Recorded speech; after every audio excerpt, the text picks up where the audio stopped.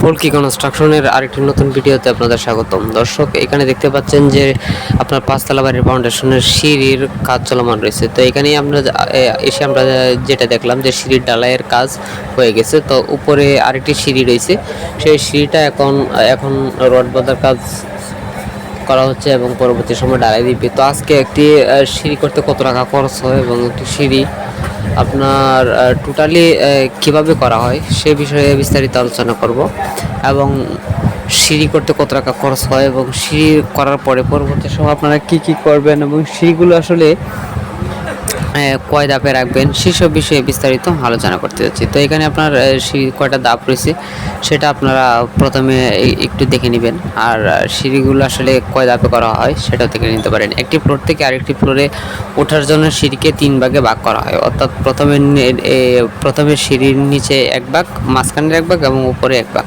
তো এখানে কয়টা ধাপ রয়েছে সেটা আমি আপনাদেরকে দেখাচ্ছি। 1 2 3 4 5 6 7 8 9 10।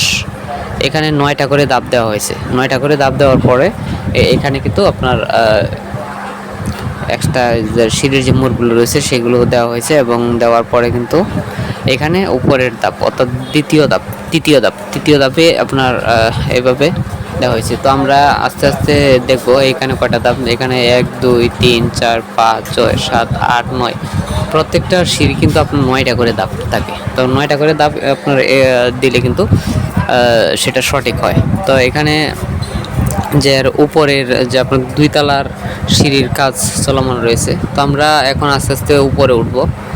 তো উপরে উঠে আমরা দেখবো যে আসলে উপরের সিঁড়ির কাজগুলো কীভাবে করা হয়েছে। তো এখানে আসলে আরেকটি বিষয় আমি আপনাদের সাথে আলোচনা করতে যাচ্ছি। তো এই যে সিঁড়িটা আপনার ঢালাই করা হয়েছে, ঢালাই করার পরে কিন্তু এখানে সিঁড়িতে পানি একেবারেই কম দেওয়া হয়েছে। সেই জন্য কিন্তু সিঁড়ির দেখতে পাচ্ছেন কিছু কিছু অংশ একেবারে সাদা হয়ে গেছে এবং কীরকম আগুনে পুড়ে গেলে যেরকম ফুসকা হয় সেরকম হয়ে গেছে। তো সেক্ষেত্রে আপনাকে অবশ্যই বিল্ডিং ভিজাতে হবে, সবসময় ভিজাতে হবে। আর বিল্ডিং ভিজালে কী হয় এবং পরবর্তী সময় সিঁড়ি ভালো থাকে, নইলে পরবর্তী সময় একটা সমস্যা দেখা দিতে পারে।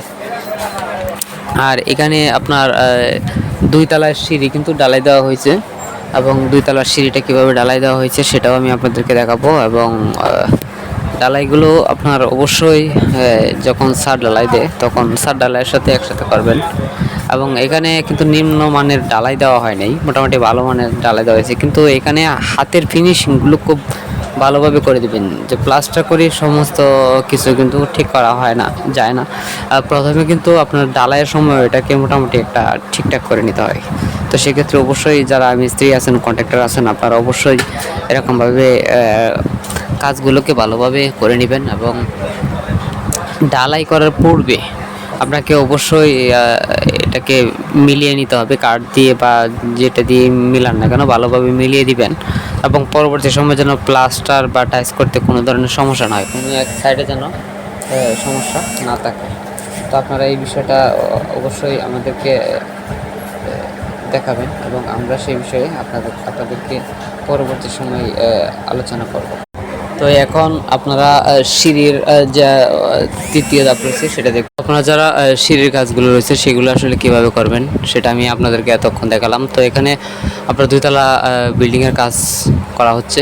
তো বিল্ডিংয়ের কাজগুলো আপনারা অবশ্যই দেখে শুনে ভালোভাবে করবেন এবং একটা বিল্ডিং থেকে আরেকটা বিল্ডিং আপনার যে আসলে কীভাবে তৈরি করা হয় সেটা আপনারা অবশ্যই পার্থক্য করে করবেন। এবং প্রত্যেকটা ধাপ এরকম 9টা করে ধাপ দিবেন এবং প্রত্যেকটা ধাপের মধ্যে এরকমভাবে আপনার মাঝখানে জায়গা থাকে, আপনারা জানেন সেই জায়গাটা পর্যাপ্ত পরিমাণে কেউ কম বেশি করে রাখে। তো আপনারা অবশ্যই পর্যাপ্ত পরিমাণে জায়গা রাখবেন।